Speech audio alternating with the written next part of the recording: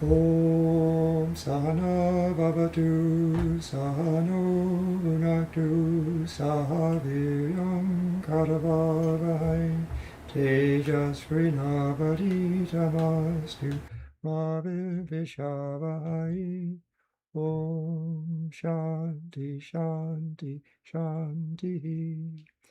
May Brahman protect us. May he guide us and give us strength and right understanding. May love and harmony be with us all. Om, peace, peace, peace. And good evening. Sorry for being a little late. We had a few technical difficulties, but we're all together now. Tonight, I thought, since it's going to be Christmas next week, we would read a section from Swami Vedanta on Jesus. He did quite a bit on the teachings of Jesus and related topics. He really knew how to address his audience. He was here, of course, in the West for a couple of decades and knew how to address the kinds of issues that would be of interest to the people he was talking to. So this is called Vedanta and the Teachings of Jesus. Wherever there is a decline of religion or a rise of irreligion, the Lord manifests himself in a human form. The divine being thus incarnates in flesh from age to age, wherever such incarnations are needed. That, of course, is just straight from the Bhagavad Gita. These manifestations of the divinity on earth are called in Sanskrit avatara, which means incarnation of God or descendant of God in human form. Now, of course, again, he's talking to an audience that's not all that familiar with all the things of Hinduism, so some of this might be a little elementary.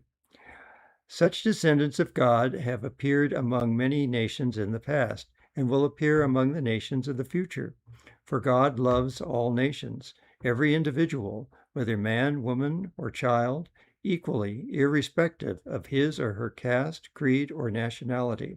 His light, like the light of the sun, shines equally on the head of every living creature on this earth, and no particular tribe or nation can claim any special favor from God, who is infinite in love, infinite in wisdom, and omnipresent. His unbounded love and his unlimited justice can never be restrained by anything in the universe.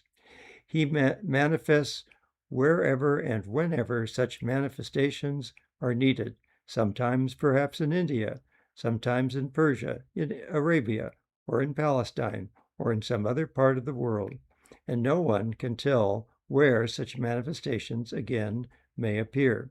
And of course, that's somewhat in response to, some of the Christian sects that thought they were there was only a few people manifested to be saved, or the Jewish belief that they were the chosen people, and so forth. But the object of these incarnations of God is the same everywhere.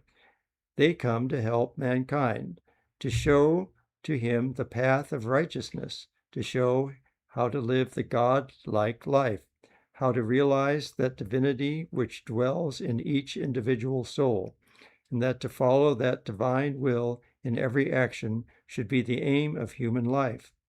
These divine incarnations teach us how to conquer selfishness and the evils that proceed from living a life of selfishness, how to be free from that attachment to the lower self, to the things that are transient, and above all, how to enter into the domain of blessedness, purity, and love, which is everlasting and eternal. And of course, those characteristics are the things which allow you to enter into the domain of blessedness, purity, and love. You have to free yourself from the attachments to the lower self and to things that are transient. And it doesn't mean you can't enjoy things. It just means you have to realize they're transient and not be attached to them. Such incarnations of God are born with a knowledge of higher spiritual laws and truths. From childhood, their eyes are open to the real nature of things. From the very first, they recognize this oneness of the individual soul with the universal spirit. Before they receive instructions from outside, they realize that their real nature is truth, is one with the universal spirit of the Father in heaven.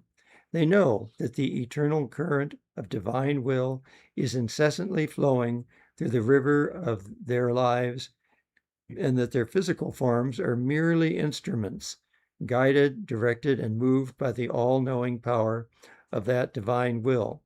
They know that the utterances of their own mouths are expressions of that divine will. In short, they are the embodiments of purity and righteousness. They are purifications of the divinity on earth.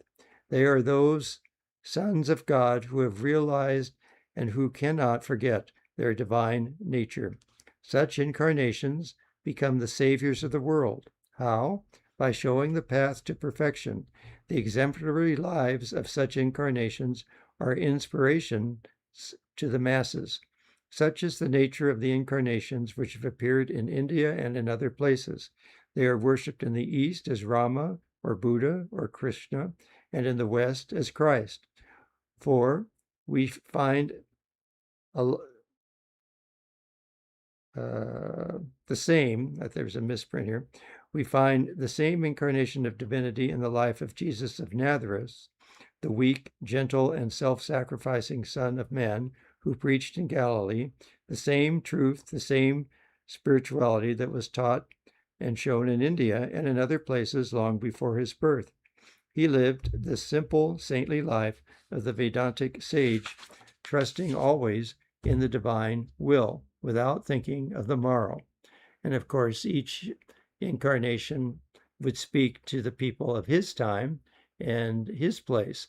So just like Abhedananda is addressing his audience in the early part of the 20th century, each incarnation would be addressing the people of their time and trying to uplift them from where they are, incorporating the kinds of ideals that they already have and the kinds of habits they already have, the kinds of lifestyles, the kinds of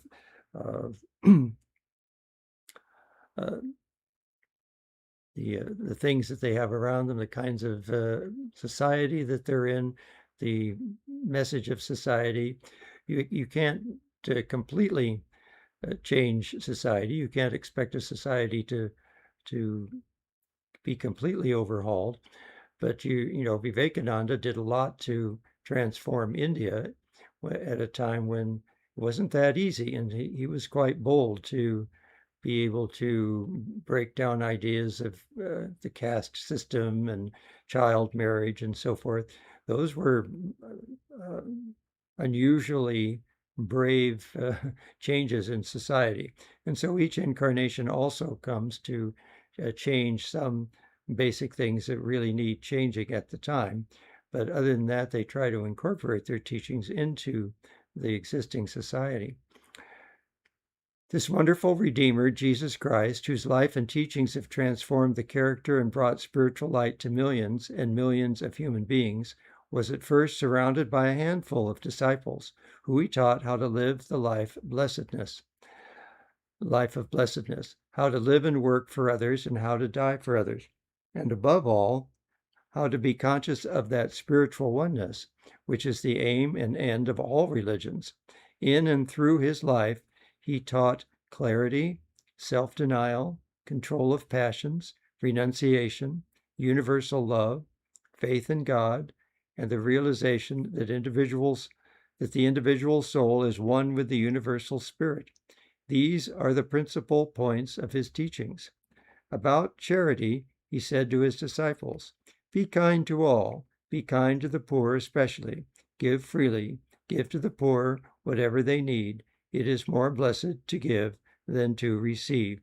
And so, of course, Christmas time is always a time when people try to remember to be giving to others that might be less fortunate. Quote, "With what measure ye met, it shall be meted to you again." Unquote. About self-denial, he said, "If any man should come after me, let him deny himself. Whoever would save his life shall lose it. What shall it profit a man if he gain the whole world and lose his own soul? He showed in his life how to control passions by practicing austerities, by fasting for 40 days, and by other ascetic methods.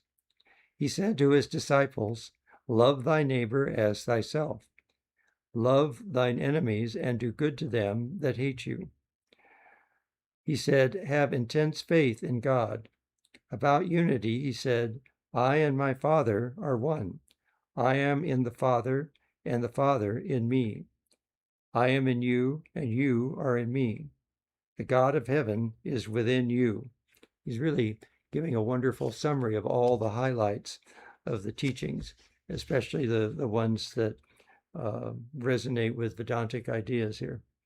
If, on the other hand, we read the sayings of other incarnations of God, such as Rama or Krishna, who flourished in India long before the birth of Jesus, we find the same teachings. In the life of Buddha, who lived about 500 years before the time of Jesus, we find the same practices of charity, self-denial, control of passions, universal love for all, etc. In India, as it has been said, it is commonly believed that all these great incarnations of God have come and do come to reestablish forgotten truths, to point out the same truths that were discovered ages before their birth. They bring new life to the old truths. Again, they would have to update things to accommodate the new the type of society that they were born into and the new place they were born into. Societies change a lot over time, and so things need to be updated. They show how we can live up to those ideals. If we read the teachings of the Vedantic sages who existed in prehistoric times, we find these spiritual and ethical laws summed up in 3 simple words. Once upon a time, a disciple went up to a great rishi, or seer of truth, and asked him what he would do to become righteous. The rishi answered in 3 words: Dhammayata, Datta, and Dayadam. The first word, Dahamata, means subdue thyself, control thy passions, conquer the senses, pride, egotism, and selfishness. That's a lot for one word. So that one word signifies to give freely, or to subdue thyself, which then means to control the passions, to conquer the senses, the pride, egotism, and selfishness. The second word, datta, signifies to give freely and be liberal to the poor and the needy, and be charitable to your neighbor and to all. And the third word means be kind to all, have pity and compassion for all, love all as you love yourself. Thus we find in the oldest teachings expressions of the highest ethical laws of charity, self-control, and universal love. And we know that these spiritual and ethical laws repeatedly have been taught and popularized by the great sages, holy men, prophets, and the incarnations of God, who do not come to teach anything new, but to give new life to the old sayings, to the old laws that already existed and which are eternal. And of course, a lot of times people get depressed and they don't feel good about themselves. They don't love themselves. So it's important to remember to honor yourself and to love yourself. And sometimes you can pull yourself out of that kind of depression by putting your mind on others. There's always somebody that's worse off than you. And if you work to uplift them and help them make their day a little happier, it helps you to forget some of your own problems, and you will feel uplifted by that. You'll feel good from having done some good to other people. So it's a good way to make yourself feel better about yourself and to then help others along the way. Truth is always truth, whether it is discovered today or was known thousands of years ago. We should understand that these incarnations did not learn these laws by reading books. They learned from the divinity within themselves. They went to the fountainhead of wisdom. If an incarnation of God were to come here today, he would teach the same truths which are taught by Jesus or Buddha or any other incarnation of the past. And of course, he sat at the feet of Ramakrishna, who just seemed to know the scriptures already. He didn't seem to have to go to school to learn all this stuff. He sometimes would listen to people reading a scripture, but he just absorbed all that, and he knew all these things from within his own being and his own realizations. So he had a living example to call upon.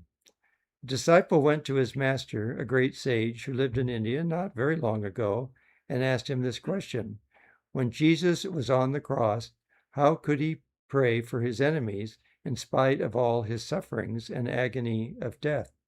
How could he do that? And the master replied, if you drive a nail through a green coconut, I mean through the shell of a green coconut, you will touch the kernel too, and will make a hole in the kernel. In a green coconut, you know, the kernel is attached to the shell, and by driving a nail through the shell, you drive it through the kernel too.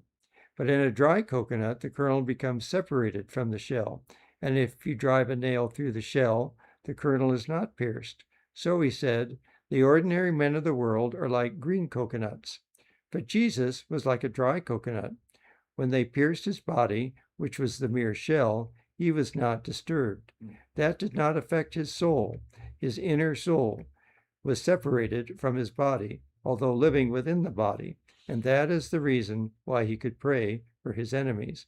And of course, we have that example of Swami Atmavidyananda, who had his surgery on a carbuncle on his back, and he was able to simply put his mind somewhere else so that he didn't feel the pain. And then when they didn't warn him, he did yelp in pain, and they said, well, why are you yelping now? Because you didn't warn me, and I couldn't take my mind off it. So these great souls have the ability to put their mind on their true self rather than on the body. And when it needs to be in the body, they put it on the body.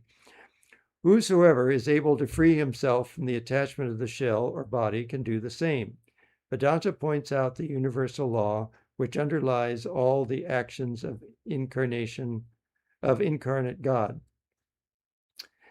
If an incarnation of God does this thing, others will have the same power when they have attained to that state. If Jesus cured diseases and transformed the character by a single touch, everyone will do the same when he shall have attained to the same spiritual realization. Otherwise, how can we account for the miracles which have been accomplished in those countries where Jesus is not accepted as the Savior? Another teaching of Jesus recently has been discovered by some Oriental scholars. Quote, raise the stone, there thou shalt find me. Cleave the wood, there I am. Many have tried to explain it in different ways. It has produced a great discussion among scholars, but Vedanta says the same things. When a great sage or a prophet or an incarnation of God uses the word I and my, he does not use it in the same sense that we do. I and my with him do not signify physical form. The terms mean spirit, the real nature. Vedanta says, I am the sun, I am the moon, I am the stars, I am everywhere. He cannot mean his physical form. He means omnipresent spirit. Krishna says, I am the original. From me proceeds everything, all the universe. And knowing this, wise men worship him with love. He also says, give up all the formalities of religion. Come unto me, take thy refuge in me, and I shall make you free from the senses, the coarse nature. And of course, yeah, this is a basic Vedanta teaching that the infinite consciousness, it pervades all things. It pervades all the living and non-living things. Consciousness is the basis of the whole universe. It's consciousness which is manifested in as the manifest universe. So from the from Satchitananda, the whole universe has arisen. And so everything is imbued with a sense of consciousness. How can he mean the physical form? How could he refer to the lower self, which commonly is understood by I or my or mine? He indicates the divine self, that higher spirit which dwells in the human soul and which is immortal, which is perfect, sinless, and which is one with God. If we remember this, we cannot mistake the teachings of the Master. We can understand easily and clearly. Oh, I also wanted to mention that Christian Science was quite popular in those days, and so to refer to the healing power of Christ would have also resonated quite highly with many of the people in his audiences. You will notice in the philosophy of Vedanta that it does not say that we are born sinners, that we are sinful. On the contrary, it teaches that each individual is a child of divinity. We are children of immortal bliss. We cannot be sinners. By sin, Vedanta means selfishness, which proceeds from ignorance of our real nature. When we forget that we are divine, we become selfish. When we think that we are separate from universal spirit, from the universe, from you, and from everybody, then we become self-centered. All the teachings and commandments of God, which we find in different scriptures, quote, do not do this and do not do that, unquote, are summed up in two simple sentences.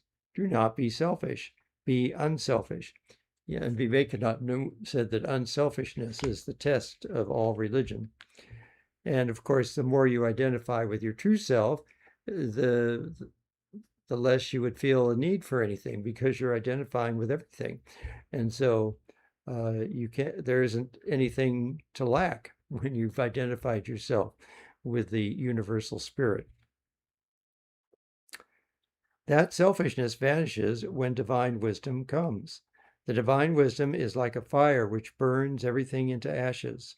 Quote, as birds and deer do not approach a burning mountain, so sin cannot come near to the soul which has realized its true nature, which comprehends that it is one with the universal spirit. Consequently, there is escape from sin. Jesus said, ask and it shall be given unto you. But he did not say, I shall ask for you and you will get it. He said, knock and it shall be opened unto you. He did not say, I shall knock for you and it shall be opened unto you. He said, seek and ye shall find. So we shall have to ask, we shall have to knock, and we shall have to seek. And how can we do that? Vedanta teaches that we shall have to do it in this following way. Follow the teachings of those persons who are spiritual, who are strictly moral, and who live a righteous life. Yeah, that's the degree of self-effort that one has to make in spiritual life.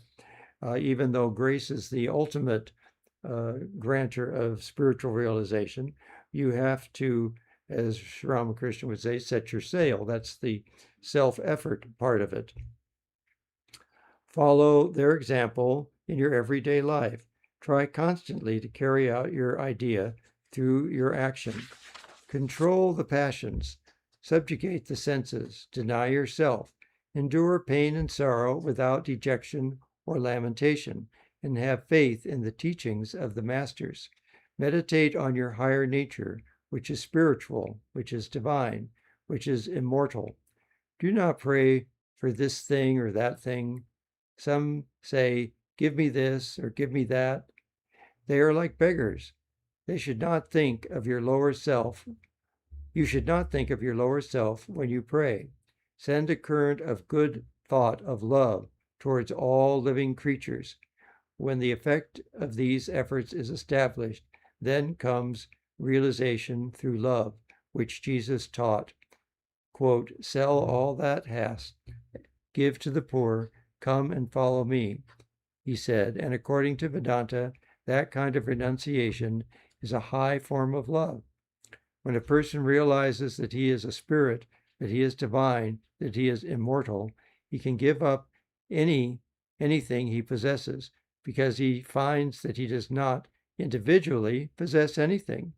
He says, whatever is mine is thine. Whatever is thine is mine. Such persons are ready to give up their bodies even if by sacrificing their bodies they can do good to the world, because they are not attached so strongly to their bodies as we are. If we have a little headache, we become miserable. If a little disappointment, we weep and wail. But he who has realized his own real nature, which is divine, which is immortal, which is free from disease and sorrow, is never miserable.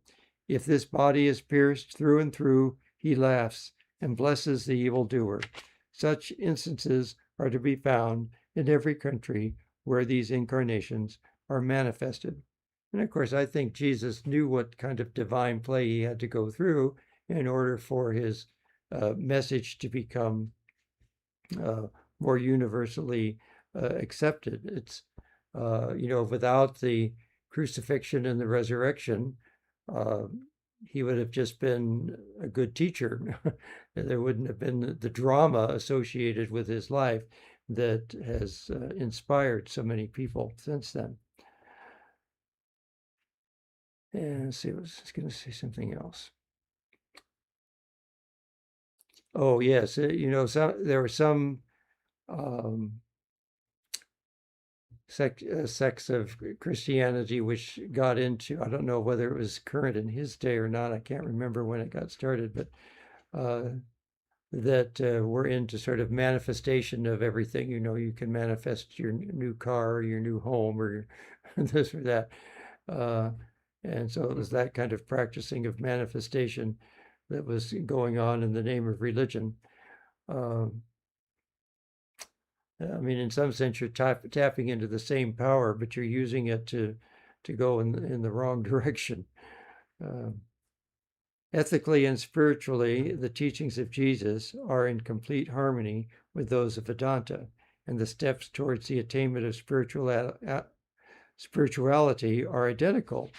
But Jesus spoke in parables, while Vedanta affords a rational foundation for ethics and religion. Vedanta invites all those who want explanation, who desire to understand why we should be moral, why we should be virtuous and lead a spiritual life. Vedanta invites these and tries to help them. So that's, of course, Jesus spoke in parables because the people he was speaking to didn't have the Upanishads as a background. He didn't have the same philosophical background. So again, he taught in a way that would reach the people he was speaking to. Now we have the next chapter is, Did Christ Teach a New Religion? The religion of Jesus the Christ was not like the Orthodox Christianity of today, neither did it resemble the faith of the Jewish nation. His religion was a great departure from Judaism in principles and ideals, as well as the means of attaining them.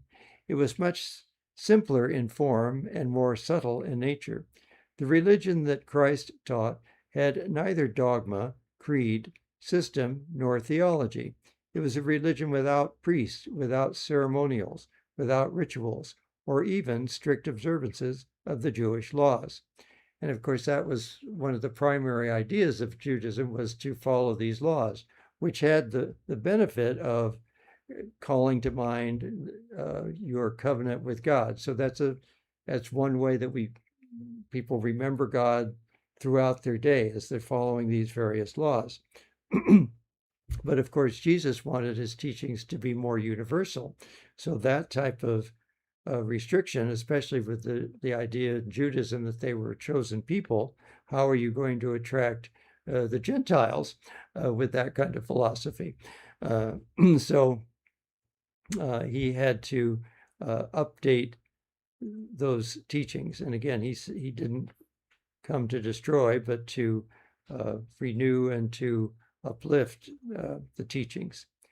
As in India, Buddha rebelled against the ceremonials, rituals, and priestcraft of the Brahmins, and introduced a simpler form of worship and a religion of the heart. So among the Jews, nearly 500 years after Buddha, Jesus of Nazareth rebelled against the priestcraft of Judaism. That's the other danger. When you get too many ceremonials, then the priests get sort of a stranglehold and make you feel that they have to do everything for you and that you have to pay them and that sort of thing. And so they're kind of building in a guarantee of their livelihood, you could say. And so whereas these things had purposes in the beginning, then they end up being a detriment when they get misused like that.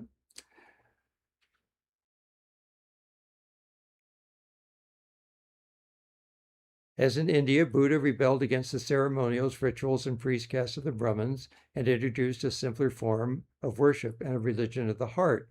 So among the Jews, nearly 500 years after after Buddha, Jesus of Nazareth rebelled against the priestcraft of Judaism. Jesus saw the insufficiency of the Jewish ethics and ideals and the corruption and the hypocrisy of the priests. He wished to reform the religion of his country and establish a simpler and purer form of worship of the Supreme Being, which should rest entirely upon the feelings of the heart and not upon the letter of the law. The God of Jesus was not the cruel and revengeful tribal deity of the house of Israel. He was the universal spirit. He was not like the tyrannical master of modern orthodoxy, who kills, damns, and saves mankind according to his whim. He was a loving father. Jesus' worship consisted not in ceremonials, but in direct communication between his soul and the Father, without any priestly intermediary. The idea of God as the Father in heaven did not, however, originate with Jesus the Christ, as modern Christians generally believe. It existed in the religious atmosphere of northern Palestine as a result of the Hellenic influences of the worship of Jupiter, Greek Zeus Pitar, Sanskrit Dios Pitar, which means Father in heaven, and hence the Father of the universe. The worship of Jupiter was introduced into Babylon and northern Palestine by Antiochus Epiphanes, I'm sorry if I'm not pronouncing that right, between 175 and 163 BC.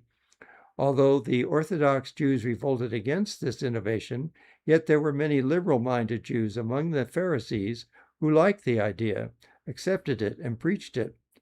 One of the most prominent of the Jewish priests, who was considered by many as the true master and predecessor of Jesus, and who held in great esteem by the Pharisaic sect of the Jews, inculcated this belief in the merciful and fatherly character of God. His name was Rabbi Hillel.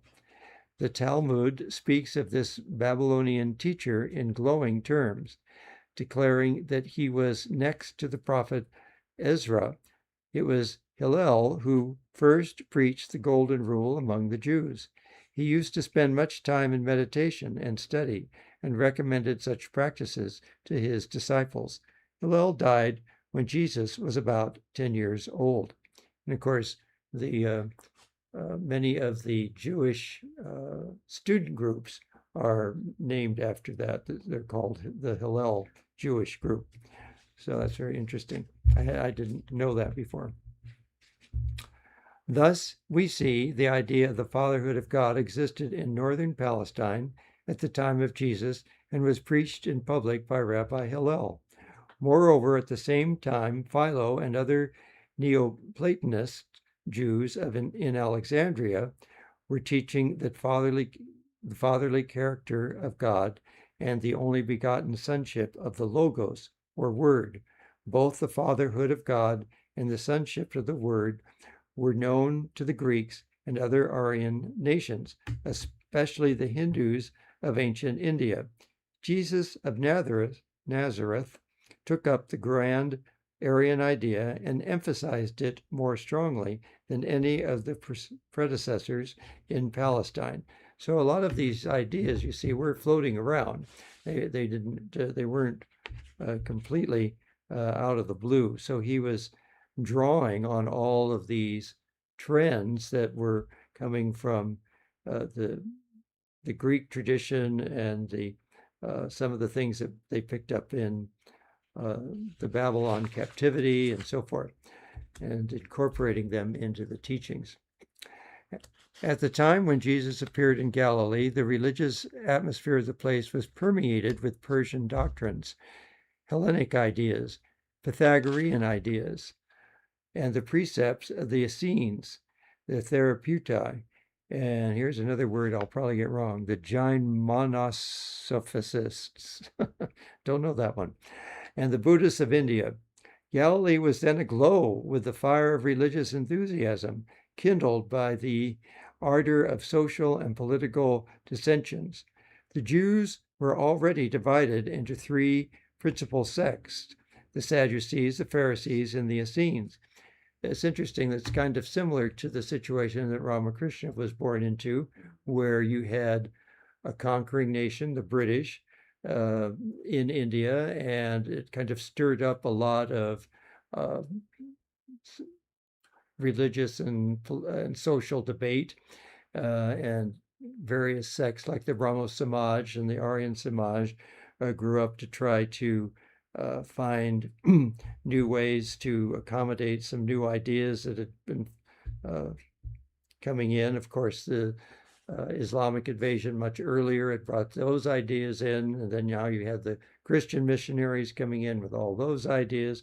So you got all these ideas circulating around in India, and then Ramakrishna is born to help to synthesize all of these things together.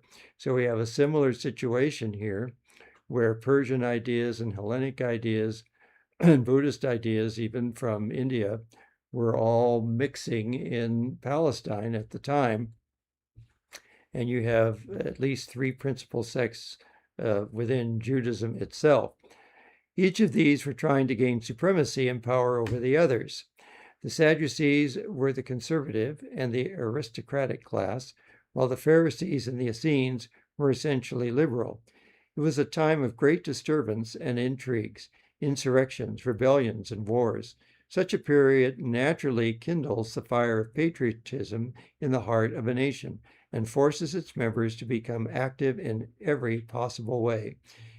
The misfortunes and calamities that befell the descendants of Israel made them remember the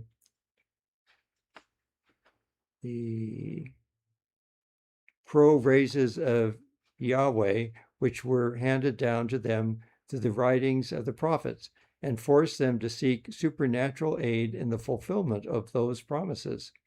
The unconquerable pride of the sons of Israel, that they were the chosen people of Yahweh, the only true God, who was their governor and dictator, stimulated their minds with the hope that through the supernatural power of Yahweh, the kingdom of their great ancestors would be restored, that a member of David's house would appear as the Messiah, the anointed one, sit on the throne and unite the 12 tribes of Israel under his scepters and govern them in peace and prosperity. This was the first conception of a Messiah that ever arose in the minds of the Jews. It was the principal theme of the poets and the prophets who lived during the Babylonian exile. The glory of the house of Israel and the earthly prosperity of the sons of Yahweh were the highest ideals of the Jews. They did not mean by Messiah a spiritual savior of the world. The Christian idea of this term owes its origins to the Zoroastrian conception of the coming Messiah, Soshiyanta, who, according to the promise of Ahura Mazda, would appear on the day of judgment, destroy the evil influence of Ahriman, and renovate the world. This idea was accepted by the Pharisees, while the Orthodox Jews repudiated it. So again, we see the influence of the Zoroastrian influence that they picked up during the Babylonian captivity. So you see all these difficult things that the Jewish people had to undergo, really was sort of the ingredients for the stew that they needed to create a new religion of Christianity, you could say. Although the mind of Jesus, according to the Synoptic Gospels, was not free from the superstitious beliefs of the Jews and the national traditions of his time, although he accepted the Zoroastrian conception of the coming Messiah and the end of the world was imminent, as well as the Persian ideas, which did not exist in Judaism before the Babylonian captivity, of the renovation of the world and the immortality of the soul, the resurrection of the dead, the day of the judgment, the punishment of the wicked, and the salvation of the righteous. Although Jesus believed in the Pharisees, in the Persian conception of heaven and hell and the devil, and saw many angels ascending and descending over his head, yet he realized that the kingdom of God was a spiritual kingdom, that it was within him. He felt the presence of the Father within him, and asked his disciples to feel likewise. The Jews understood by the kingdom of Yahweh the kingdom of this world and the prosperity of the house of Israel. But Jesus spiritualized that ideal and taught a reign of righteousness and justice, not a reign of strife between nations, but a kingdom of peace and love. Jesus preached this idea among his people in the same way that Buddha declared that he came to establish a kingdom of peace and love and righteousness upon earth. So again, you can see how Jesus incorporated enough of the current beliefs so that people didn't feel totally yanked away from their belief system, but uplifted it to a whole new level. Buddha did not use the expression kingdom of God, but preferably kingdom of justice, peace, and love. Jesus had to use the former expression because it was dominant in the minds of the people about him. These ideas regarding a kingdom of peace and love were scattered in northern Palestine for at least 2 centuries before Christian era by the Buddhist missionaries. We often forget that the Buddhists sent missionaries into the Middle East. It is indeed a well-known historic fact that the gospel of peace, goodwill, and love was preached in Syria and Palestine Buddhist monks nearly 200 years before Christ. Their influence was felt most deeply by the Jewish sect called the Essenes, in which sect, as many scholars believe, Jesus himself belonged. It is interesting to note the similarities between the Essenes and the followers of Buddha. The Buddhists were called Theraputa, a Pali form of the Sanskrit Stiraputra, which means the son of Stira or Tara, one who is serene, enlightened, and undisturbed by the world. Thera was one of Buddha's names. These people had the power to heal disease. Readers of the history of India are aware that in 249 BC, Ashoka, the great Buddhist emperor, made Buddhism the state religion of India and sent missionaries to all parts of the world then known to him to preach the gospel of Buddha. He sent missionaries to Siberia, to Ceylon, and from China to Egypt. These missionaries preached the doctrines of Buddhism, not by bloodshed or sword, but by scattering blessings, goodwill, and peace where they went. The edicts or stone inscriptions of Ashoka were written down during his lifetime. One of these edicts mentions 5 Greek kings who were Ashoka's contemporaries. Antiochus of Syria, Ptolemy of Egypt, Antigonus of Macedon, Magus of Cyrene, and Alexander of Epirus.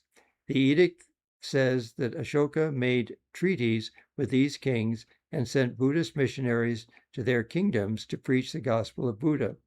Both here and in foreign countries, says Ashoka, everywhere the people follow the doctrine of the beloved of the gods, wheresoever it reaches. Mahaffy, the Christian historian, says the Buddhist missionaries preached in Syria 2 centuries before the teachings of Christ, which has so much in common with the teachings of Buddha. And this was heard in northern Palestine.